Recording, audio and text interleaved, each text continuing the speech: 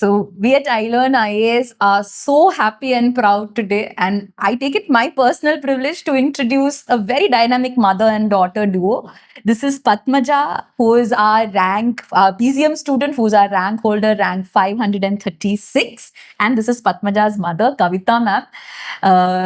എന്താണ് I have to say ഇത്, നമ്മൾ ചോദ്യങ്ങളൊക്കെ ചോദിക്കാൻ മുമ്പ് എനിക്ക് ഒരു കാര്യം പറയാനുള്ളതെന്ന് വെച്ച് കഴിഞ്ഞാൽ, ഒരു സ്റ്റുഡൻറ്റിൻ്റെയോ ഒരു ജേർണീൻ്റെ അകത്ത് UPSC എന്നുള്ളത് ഒരു മൈൽ സ്റ്റോൺ ആണ്. അതായത് ഈ എക്സാം എന്ന് പറയുന്നത് അത്രക്കും ഡിഫിക്കൽട്ട് ആയിട്ടുള്ള ഒരു എക്സാം ആണ്. ആൾക്കാർ ഒരു 3-4 അറ്റംപ്റ്റ് എടുത്ത് ക്ലിയർ ചെയ്യുന്ന ഒരു പരീക്ഷയാണ്.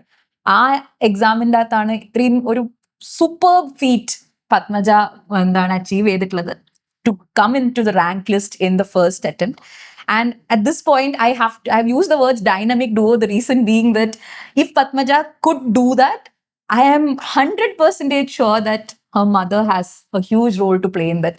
അപ്പോൾ we consider it so privileged that ഇന്ന് രണ്ടുപേരെയും നമുക്ക് സംസാരിക്കാൻ കിട്ടിയതാണെങ്കിലും ഒരു ഭയങ്കര ഒരു ബ്ലെസ്സിങ് ആയി കരുതുന്നു. So thank you so much for being here. I know ഇത്രയും സെലിബ്രേറ്ററി ആയിട്ടുള്ള ഒരു ടൈമിൽ ഇവിടെ നമ്മുടെ കൂടെ ടൈം സ്പെൻഡ് ചെയ്യാൻ വന്നതിൽ തന്നെ thanks a lot. First of all, ma'am, how do you feel right now? I'll come to you, but then I really want to know about. വളരെ സന്തോഷമുണ്ട് മോൾക്ക് 536ാമത്തെ റാങ്ക് കിട്ടിയെന്ന് അത്യാവശ്യം നന്നായി വർക്ക് ചെയ്തിട്ടുണ്ടായിരുന്നു.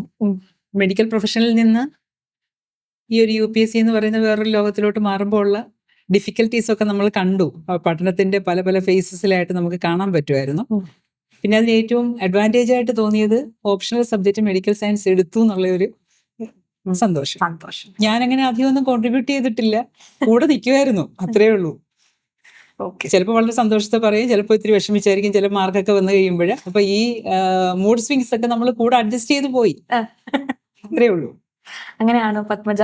ഭയങ്കര അമ്മയുടെ റോള് വളരെ ഡൗൺ പ്ലേ ചെയ്ത് പറഞ്ഞ പോലെ എനിക്ക് തോന്നി. അങ്ങനെ തന്നെയാണോ? ഞാൻ ഈ എൻ്റെ പ്രിപ്പറേഷൻ ഓൺലൈൻ തന്നെ ആയതുകൊണ്ട് വീട്ടിൽ തന്നെ ഇരുന്നായിരുന്നു. അപ്പോൾ ശരിക്കും ആദ്യം തുടക്കത്തിൽ പ്രിലിംസ് ഒക്കെ എടുക്കുമ്പോൾ നല്ല മോശം മാർക്കൊക്കെ വന്നുകൊണ്ടിരുന്നത്. അപ്പോൾ ഇനി PGക്ക് പോകണോ അതോ ഇത് കണ്ടിന്യൂ ചെയ്യണോ എന്നൊക്കെയുള്ള കുറേ ഡിലമാസ് ഒക്കെ ഉണ്ടായിരുന്നു. അപ്പോൾ അതെല്ലാം ക്ലിയർ ചെയ്യാൻ ശരിക്കും അമ്മ തന്നെയാണ് കൂടെ ഉണ്ടായിരുന്നത് എല്ലാ സ്റ്റേജിലും. മെയിൻസിന്റെ സമയത്താണെങ്കിൽ അതിൻ്റെതായിട്ടുള്ള ബുദ്ധിമുട്ടുകൾ ഉണ്ടായിരുന്നു. അപ്പോൾ അമ്മ പറഞ്ഞ അത്രയും കുറവല്ല, പക്ഷെ ത്രൂ ഔട്ട് അമ്മ ഉണ്ടായിരുന്നു. ശരിക്കും ഇന്റർവ്യൂ പ്രിപ്പറേഷൻ ഒക്കെ കോൺസ്റ്റന്റ് ഒരു 2 months നമുക്ക് പ്രിപ്പയർ ചെയ്യാൻ സമയം കിട്ടി. ആ 2 months ശരിക്കും ഞാനും അമ്മയും ChatGPT ഞങ്ങൾ 3 കൂടെ ആയിരുന്നു പ്രിപ്പറേഷൻ കൂടുതൽ കൺസിസ്റ്റന്റ് ആയിട്ടുണ്ടായിരുന്നു. 1-on-1s മോക്ക് ഇന്റർവ്യൂസ് ഒക്കെ എടുക്കുന്നുണ്ടായിരുന്നു ഇൻസ്റ്റിറ്റ്യൂട്ടിൽ. പക്ഷെ എല്ലാ ദിവസവും നടക്കുന്നത് ഈ ഒരു കാര്യമായിരുന്നു. അതൊരു ഭയങ്കര ഇൻട്രസ്റ്റിംഗ് ടേക്ക് ആണ്. സോ മാം എന്താ ക്വസ്റ്റ്യൻസ് ഇങ്ങനെ ചോദിക്കുമായിരുന്നോ ഇതെടുത്തിട്ട്? പോസിബിൾ ആയിട്ടുള്ള ക്വസ്റ്റ്യൻസ് ഏകദേശം നമുക്കും, ഞാൻ കോളേജിൽ വർക്ക് ചെയ്തുകൊണ്ടിരുന്നത് കൊണ്ട് ഏകദേശം ഒരു ധാരണ ഉണ്ടാവുമായിരുന്നു കാര്യങ്ങളെ കുറിച്ചൊക്കെ. അപ്പൊ ഇങ്ങനെ ഓൾമോസ്റ്റ് കോളേജ് അധ്യാപകരൊക്കെ കാണുമല്ലോ, ഇതുപോലെ ഇന്റർവ്യൂ വരാറുണ്ടല്ലോ. അപ്പൊ നമ്മുടെ ഒരു പെർവ്യൂവില് ഒരു UPSC ക്വാളിഫൈ ചെയ്ത് വരുന്ന ഒരാള് അല്ലെങ്കിൽ ഒരു പൊസിഷനിൽ ഇരിക്കേണ്ട ഒരാള് മിനിമം അറിയേണ്ട കാര്യങ്ങൾ ഉണ്ടാവുമല്ലോ. അങ്ങനെയുള്ള ഒരു പ്രിലിമിനറി ലെവലിലുള്ള ക്വസ്റ്റ്യൻസ് ഒക്കെ ചോദിക്കാറുണ്ടായിരുന്നു. അപ്പൊ ഇവിടെ ആൻസർ ചെയ്യുന്ന സമയത്ത് പോരാൻ തോന്നുവാണെങ്കിൽ പറയും, ഇങ്ങനെയൊന്നും വെച്ച് കഴിഞ്ഞാല് ആ ഒരു സീറ്റിൽ ഇരിക്കാനുള്ള യോഗ്യത ഇല്ല എന്ന് പറഞ്ഞു, അങ്ങനെയാണ് പറയാറുണ്ടായിരുന്നു. ചിലപ്പോഴൊക്കെ അവർക്ക് അത് ഇഷ്ടപ്പെട്ടില്ല, എന്നാലും എനിക്ക് തോന്നുന്നു കുറച്ചൊക്കെ ഉൾക്കൊണ്ടിട്ടുണ്ടെന്ന് തോന്നുന്നു. ഓക്കെ, എനിക്ക് പത്മജിയുടെ അടുത്ത് ആദ്യം തന്നെ ചോദിക്കാനുള്ളത്, അതായത് ഒന്നാമത് എന്താണ് ഓൺലൈനായിട്ട് ഈ കോഴ്സ് എടുക്കുന്നു, വീട്ടിലിരുന്ന് പഠിക്കുന്നു, ബാക്കി ഇപ്പോൾ ആ എടുക്കുന്ന ഓൺലൈൻ കോഴ്സിനോട് നമ്മൾ അത്രക്കും ഡിസിപ്ലിൻഡ് ആയാൽ മാത്രമേ ആ കോഴ്സ് നമുക്ക് എന്താ പറയുക യൂസ്ഫുൾ ആയിട്ടുള്ളൂ. അതായത് ഫോർ എക്സാമ്പിൾ ഇപ്പോൾ ഐലേണിൻ്റെ ഓൺലൈൻ കോഴ്സിനകത്ത് നമ്മൾ ടൈം ടേബിളും എല്ലാം ഇട്ട് അതിനനുസരിച്ചാണ് നമ്മൾ പൊയ്ക്കൊണ്ടിരിക്കുന്നത്. എങ്ങനെ ആ ടൈം ടേബിൾ കറക്റ്റായി, അതായത് ഈ ഓൺലൈൻ ബാച്ചിൻ്റെ ടൈം ടേബിൾ കറക്റ്റായി ഫോളോ ചെയ്യാനൊക്കെ പറ്റുമായിരുന്നോ? നമ്മൾ ഏതെങ്കിലും ടെസ്റ്റ് സീരീസിന്റെ ഒക്കെ ആണെന്നുണ്ടെങ്കിൽ അതിലാണ് നമുക്കൊരു ഷെഡ്യൂൾ തരും. മെയിൻസ് ആണെങ്കിലും അതുപോലെ ഒരു ഷെഡ്യൂൾ തരും. അപ്പൊ എനിക്ക് പ്രത്യേകിച്ച് വേറെ ഷെഡ്യൂൾ ഫോളോ ചെയ്യേണ്ട ആവശ്യം ഉണ്ടായിരുന്നില്ല. പിന്നെ എന്റെ ഓപ്ഷണലിന് കുറച്ച് കൂടുതൽ സമയം വേണ്ടതുകൊണ്ട് ഞാൻ അതിനനുസരിച്ച് കുറച്ച് മോഡിഫിക്കേഷൻ വരുത്തുന്നുള്ളതല്ലാതെ ഒരു ബ്രോഡർ ലെവലിൽ ഞാൻ ഈ ഷെഡ്യൂൾ തന്നെയാണ് ഫോളോ ചെയ്തുകൊണ്ടിരുന്നത്. അതുപോലെ ഇപ്പോൾ ബിക്കോസ് അഗൈൻ ഇത് എടുത്ത് ചോദിക്കുന്നതിൻ്റെ ഒരു റീസൺ ഇസ്, ഇവിടെ ഇപ്പോൾ ഓൺലൈൻ ബാച്ചിൻ്റെ അകത്താണെങ്കിൽ നിങ്ങളുടെ ടൈമിങ്സ് ഒക്കെ ഡിഫറെൻ്റ് ആണ്. അതായത് നിങ്ങൾക്ക് വൈകുന്നേരങ്ങളിലായിരിക്കും കുറച്ചും കൂടെ ക്ലാസ്സുകൾ ഉണ്ടാവുക, അങ്ങനെ ആയിരുന്നില്ലേ? ഹൈബ്രിഡ് ബാച്ചായിരുന്നു. ഹൈബ്രിഡ് ആയിരുന്നു. Okay. So it was normal timings itself. ബാക്കിയുള്ള പഠിത്തത്തിനൊക്കെ സമയം കിട്ടുമായിരുന്നു? അതെ, ഉച്ചയ്ക്ക് ക്ലാസ് കഴിയും, ഓപ്ഷണലും റിവിഷനും ഒക്കെ നടക്കും. ഓക്കെ. അപ്പോൾ ഓൺലൈൻ ബാച്ച് ആകുമ്പോൾ തന്നെ മെന്റർഷിപ്പും കാര്യങ്ങളൊക്കെ ഓൺലൈൻ ആയിട്ട് തന്നെയല്ലേ ഉണ്ടായിരുന്നത്? ഞാൻ ഹൈബ്രിഡ് ബാച്ച് ആയതുകൊണ്ട് എന്റെ കൂടെ ഉള്ളവരുടെയൊക്കെ ഓഫ്ലൈൻ ആയിട്ട് നടക്കുന്നുണ്ട്. പക്ഷെ ഞാൻ ഓൺലൈൻ ചൂസ് ചെയ്യുമായിരുന്നു. ചൂസ് ചെയ്തു. പക്ഷെ mentorship was happen, you got the mentorship. അത് ഓൺലൈൻ തന്നെ Yeah. വീട്ടിലൊക്കെ നടക്കുമായിരുന്നു. ഓക്കെ. വൺ എടുത്തു പറയേണ്ട ഒരു കാര്യം എന്ന് വെച്ച് കഴിഞ്ഞാൽ mains mentorship programme that you had assigned, you had Nikhil sir as your mentor. How was that experience? Nikhil സാറിന്റെ മെന്റർഷിപ്പ് നല്ല യൂസ്ഫുൾ ആയിരുന്നു. ശരിക്കും തുടക്കത്തിൽ എനിക്ക് അങ്ങനെ മെയിൻസ് ക്വസ്റ്റ്യൻസ് എങ്ങനെ ആൻസർ എഴുതണം, എന്റെ പെർസ്പെക്ടീവ്സ് ഒക്കെ വളരെ ഡിഫറെന്റ് ആയിരുന്നു. പിന്നെ സാർ പറഞ്ഞതിനനുസരിച്ച് മോഡിഫിക്കേഷൻസ് ഒക്കെ വരുത്തുമായിരുന്നു. പിന്നെ ടോപ്പോസ്കോപ്പി ഒക്കെ എടുത്ത് നോക്കുമായിരുന്നു. അപ്പൊ അങ്ങനെയാണ് എനിക്കൊരു ഐഡിയ കിട്ടി. വളരെ കുറച്ച് സമയമേ ഉള്ളൂ. അപ്പം ആ പീരീഡ് ആയിരുന്നു ഏറ്റവും പാടുള്ള സമയം. സാറിന്റെ ഗൈഡൻസ് വളരെ യൂസ്ഫുൾ ആയിരുന്നു. Okay. If you had to think of, because when you look back at your journey, okay, it's 1 year നമ്മൾ പറയുകയാണെങ്കിൽ it would have felt longer at certain times.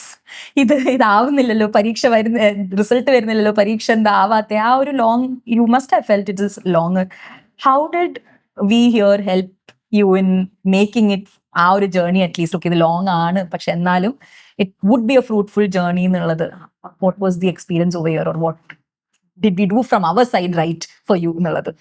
അത് ഇപ്പം പ്രിലിംസിന്റെ ഒക്കെ സമയത്ത് നമുക്ക് ഇവിടെ already prelims 6 times consecutively clear ചെയ്തവര്, അങ്ങനെയുള്ളവരുടെ ഒക്കെ ടോക്സ് എല്ലാം ഞാൻ കേൾക്കുന്നുണ്ടായിരുന്നു. ഡയറക്ട്ലി ഇന്ററാക്ട് ചെയ്യുന്നില്ലെന്നുണ്ടെങ്കിലും ഓൺലൈൻ ആയതുകൊണ്ട്.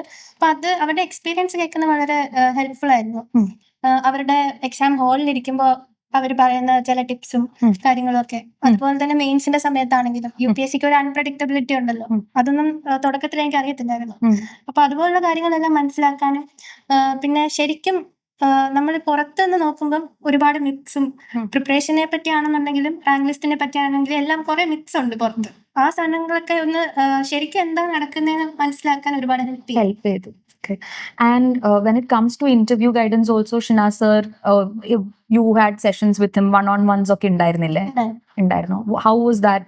അത് അമ്മയുടെ കൂടെയുള്ള സെഷൻസിന് അതിനെക്കാട്ടിലും ഉപരി how was these sessions also helpful? Were they helpful for you, and how was it helpful for you? ആദ്യം ഡാഫ് അനാലിസിസ്, ഹോബി, അതുപോലുള്ള കാര്യങ്ങളൊക്കെ നമ്മൾ പ്ലേസ് ചെയ്യുന്നതിന്റെ രീതികളൊക്കെ സാർ പറഞ്ഞിട്ടുണ്ടായിരുന്നു. എന്നിട്ട് എങ്ങനെ നമ്മുടെ ആ ഒരു സെക്ഷൻ ഉണ്ട് എപ്പോഴും എല്ലാവരും ചോദിക്കുന്ന ഹോബീസും അച്ചീവ്മെന്റ്സ് ഒക്കെ ഉള്ള സെക്ഷൻ. അപ്പൊ അത് എങ്ങനെ പ്ലേസ് ചെയ്യണം, അതിനുവേണ്ടി സാർ ഒരു സെഷൻ തന്നിട്ടുണ്ടായിരുന്നു. പിന്നെ അതിനുശേഷം ആണെങ്കിലും 1-on-ones ഞാൻ സാറുമായിട്ട് എടുക്കുന്നുണ്ട്. അത് യൂസ്ഫുൾ ആയിരുന്നു. And now coming to the achievement part, the first attempt part. What did you do that is going to be like, because whatever you say, I'm sure that there are going to be at least hundreds of students out there waiting to listen, like, because നമുക്ക് എല്ലാവരും ഈ journey start ചെയ്യുമ്പോൾ ആഗ്രഹമുള്ളതാണ് നമുക്ക് ഇതിൻ്റെ അകത്ത് എത്രയും പെട്ടെന്ന് ആദ്യത്തെ അറ്റംപ്റ്റിൽ എത്രയും ഹയസ്റ്റ് റാങ്ക് വാങ്ങിച്ച് പോവുക എന്നുള്ളത്. സോ പക്ഷെ അത് പല ആൾക്കാരുടെയും ജേർണി ലോങ് ആയി പോകും. കാരണം എന്താണെന്ന് വെച്ച് കഴിഞ്ഞാൽ ചിലപ്പോൾ അത് ഗൈഡൻസ് ശരിയാവാത്തതുകൊണ്ടോ, ചിലപ്പോൾ അവർക്ക് നല്ല മെന്ററിനെ കിട്ടാത്തതുകൊണ്ടോ, അങ്ങനെ പല കാരണങ്ങളുണ്ട്.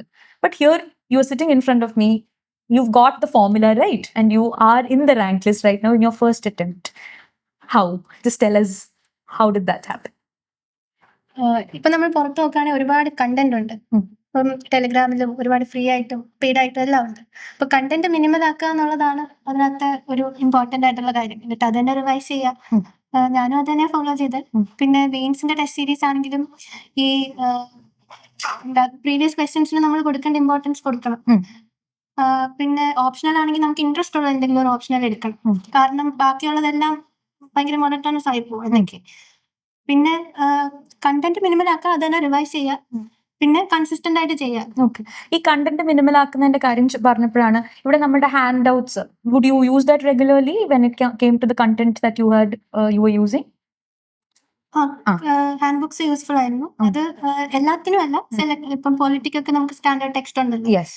അപ്പം അതല്ലാതെ ഇപ്പൊ എക്കണോമി ആണെങ്കിലും എൻവയോൺമെന്റ് ആണെങ്കിലും അതുപോലുള്ള സബ്ജക്ട്സിന് സെലക്റ്റീവ് ആയിട്ട് ഞാൻ അത് യൂസ് ചെയ്യാറുണ്ട്. മെയിൻലി ഞാൻ ക്ലാസ്സിന്റെ സമയത്ത് നോട്ട്സ് എഴുതും, അത് തന്നെ ഫോളോ ചെയ്തുകൊണ്ടിരുന്നത്. എന്തെങ്കിലും എക്സ്ട്രാ അഡീഷണൽ വേണമെന്നുണ്ടെങ്കിൽ ഹാൻഡ് ബുക്സും യൂസ് ചെയ്യുമായിരുന്നു. Okay. So at this point, I want to ask something to ma'am also. So, ഒരു കുട്ടിക്ക് സിവിൽ സർവീസ് ജേർണി സ്റ്റാർട്ട് ചെയ്യുന്ന സമയത്ത് ഒത്തിരി കൺഫ്യൂഷൻ ഉള്ളതാണ് ഏത് ഇൻസ്റ്റിറ്റ്യൂട്ടിൽ ജോയിൻ ചെയ്യും എന്നുള്ളത്. കാരണം നമുക്ക് ചുറ്റിനും ഒത്തിരി ഇൻസ്റ്റിറ്റ്യൂട്ടുകളുണ്ട്. ഐ എം ഷുവർ പത്മജ ഈ ഒരു ചോയ്സ് ഇവിടെ ഐലൻഡിൽ പഠിക്കാൻ എടുത്തപ്പോഴത്തേക്ക് മാമിനും അതിൻ്റെ അകത്ത് എന്തെങ്കിലും ഒരു സജഷനോ എന്തെങ്കിലും ഒരു കോൺട്രിബ്യൂഷൻ ഉണ്ടായി കാണില്ലേ? ഇല്ലേ? ഓക്കെ, നോക്കിയിരുന്നു. കുറച്ച് റിവ്യൂസും കാര്യങ്ങളെല്ലാം നോക്കി അതിനുശേഷം ഐ ലേൺ ഓപ്റ്റ് ചെയ്യുകയായിരുന്നു. ഓക്കെ. പക്ഷെ പഠിച്ച തുടങ്ങി കഴിഞ്ഞപ്പോൾ തന്നെ എനിക്ക് മനസ്സിലായി അത്യാവശ്യം ക്ലാസ്സുകളൊക്കെ റെഗുലർ ആയിട്ട് പോകുന്നുണ്ട്, അറ്റൻഡ് ചെയ്യുന്നുണ്ട്. പിന്നീട് പ്രിലിംസിന്റെ സമയത്താണോ അതോ മെയിൻസിന്റെ എക്സാമിന്റെ സമയത്താണോ കംപ്ലീറ്റ് പോർഷനും കവർ ചെയ്തു എന്നുള്ള ഒരു പ്ലസ് പോയിന്റ് അതിലുണ്ട്. അത് അന്നേ എന്നോട് പറഞ്ഞിരുന്നു. ആ രീതിയിൽ പിന്നെ ഇന്റർവ്യൂ പ്രിപ്പറേഷനിൽ ഇവര് more than one institute depend ചെയ്യുന്നുണ്ട്, എവിടെ നിന്നൊക്കെ കിട്ടുന്നല്ല. അതില് നല്ല അഭിപ്രായം തന്നെയാ പറഞ്ഞിട്ടുള്ളത്. Okay. Yeah, we just wanted to, because one of the things that we നമ്മളിവിടെ ഐലേണിൽ എപ്പോഴും പറയുന്ന ഒരു കാര്യമാണ്, അതായത് parents always want the best for there kids. അതിനി എവിടെയാണെങ്കിലും ഒരു അമ്മയോ അച്ഛനോ ആ കുട്ടിക്ക് മോശം വരുന്ന ഒരു കാര്യം ചിന്തിക്കൂല, ആ കുട്ടിക്ക് ഏറ്റവും ബെസ്റ്റ് കൊടുക്കാൻ വേണ്ടി മാത്രമേ നോക്കുള്ളൂ. സോ ഇത്രയും ക്രൂഷ്യൽ ആയ ഒരു ലൈഫ് ഡിസിഷൻ, അതായത് അവരെ ഒരു സർവീസിലേക്ക് എത്തിക്കാൻ പോകുന്ന ഒരു ലൈഫ് ഡിസിഷൻ, അവരെവിടെ പഠിക്കണം എന്നുള്ളതിൻ്റെ അകത്ത് എന്തായാലും പേരൻസിന് ഒരു സേ ഉണ്ടാവും. എന്റെ പേരൻസിനും അങ്ങനെ ഒരു സേ ഒക്കെ ഉണ്ടായിട്ടുണ്ട്. അതുകൊണ്ടാണ് മാമിന്റെ അടുത്ത് തന്നെ ഞാൻ ചോദിച്ചത്, did you have A say in it and did you help Har choose I learn എന്നുള്ള രീതിയിൽ ഞാൻ ചോദിച്ചത്. അതിന് ട്രിവാൻഡ്രത്തേക്ക് ഞാൻ ട്രാൻസ്ഫർ ആയി വന്ന സമയത്ത് നമ്മൾ തൊട്ടടുത്തുള്ള ഒരുപാട് ഇൻസ്റ്റിറ്റ്യൂഷൻസ് ഉണ്ടല്ലോ, അപ്പൊ അവിടെയൊക്കെ എങ്ങനെ നോക്കി. അതിനുശേഷം വലിയ ഡിസ്റ്റർബൻസ് ഒന്നും ഇല്ലാതെ, പത്മജയുടെ സ്വഭാവത്തിൽ ഇത്തിരി സമാധാനത്തിൽ പഠിക്കാനൊക്കെ ആഗ്രഹിക്കുന്ന കൂട്ടത്തില്ല, വലിയ ബഹളങ്ങളൊന്നും ഇഷ്ടമല്ല. അതുകൊണ്ട് തന്നെ ആയിരിക്കും ഓൺലൈൻ പ്രിഫർ ചെയ്തത്. ഞാൻ ഇടയ്ക്ക് പറഞ്ഞിരുന്നു, കാരണം ഞാൻ കോളേജിൽ പോരും, സിസ്റ്റർ ഉണ്ട്, ഹസ്ബൻഡ് നാട്ടിലില്ല, അപ്പൊ ഇവള് മാത്രമേ ഉള്ളൂ വീട്ടില്. അപ്പൊ വേണമെങ്കിൽ ഓഫ്ലൈൻ ക്ലാസ്സിൽ പോകുന്നു, വേണ്ട ഞാൻ ഇവിടെ ഇരുന്ന് പഠിച്ചോളാം, കുഴപ്പമൊന്നുമില്ല, ഉറങ്ങാതെയൊക്കെ ഇരുന്ന് വായിച്ചോളാം എന്നൊക്കെ പറഞ്ഞ് അങ്ങനെ ഇരിക്കുകയെ. അപ്പൊ ആ ഒരു രീതിയിൽ ഐലൻഡ് പ്രിഫർ ചെയ്തു. സമാധാനത്തിൽ പഠിച്ച കാര്യം പറഞ്ഞപ്പോഴാണ് അതൊരു ഇൻട്രസ്റ്റിംഗ് ടേക്ക് ആയി എനിക്ക് തോന്നി. അത് ഐലൻഡ് പൊതുവെ ഇച്ചിരി ഒരു പീസ്ഫുൾ എക്സാം ഓറിയന്റഡ് അറ്റ്മോസ്ഫിയർ ആണെന്ന് പത്മജക്ക് ഫീൽ ചെയ്തിരുന്നോ? അത് വളരെ ഷെഡ്യൂൾഡ് ആയിട്ട് ഇപ്പൊ പോർഷൻസ് ആണെങ്കിൽ കവേർഡ് ആയി പ്രിലിംസിന്റെ മുന്നേ തന്നെ. പിന്നെ ടെസ്റ്റ് സീരീസ് ആണെന്നുണ്ടെങ്കിലും നല്ലൊരു ഡീറ്റെയിൽ ഷെഡ്യൂൾ ആയിരുന്നു. അതിനകത്ത് ആദ്യം ചെറിയ ചെറിയ പോർഷൻസ്, പിന്നെ അത് കമ്പൈൻ ചെയ്തിട്ട് ഫുൾ ടെസ്റ്റ്. എനിക്ക് ആ ഷെഡ്യൂൾ ഒക്കെ വളരെ കംഫർട്ടബിൾ ആയിരുന്നു. So you could study at your own pace എന്നുള്ള രീതിയിലാണ് ഞാൻ മനസ്സിലാക്കുന്നത്. അതായത് ഷെഡ്യൂൾ ഉണ്ടെങ്കിലും ധൃതി പിടിച്ച് സ്ട്രെസ്ഡ് ആയിട്ടൊന്നും പഠിപ്പിക്കുന്നത്. അപ്പൊ പലയിടത്തും നമ്മൾ കേൾക്കുന്നതാണ് പോർഷൻസ് കംപ്ലീറ്റ് ചെയ്യില്ല, അപ്പൊ എന്ത് സംഭവിക്കുക, കുട്ടിക്ക് സ്ട്രെസ് ആവാൻ വേണ്ടി തുടങ്ങും, പിന്നെ ആ കുട്ടി ഇരുന്ന് സ്വന്തമേ പഠിക്കേണ്ടി വരും ആ പോർഷൻസ് അങ്ങനെ. So you were relatively stress free, right? അതെ. Okay.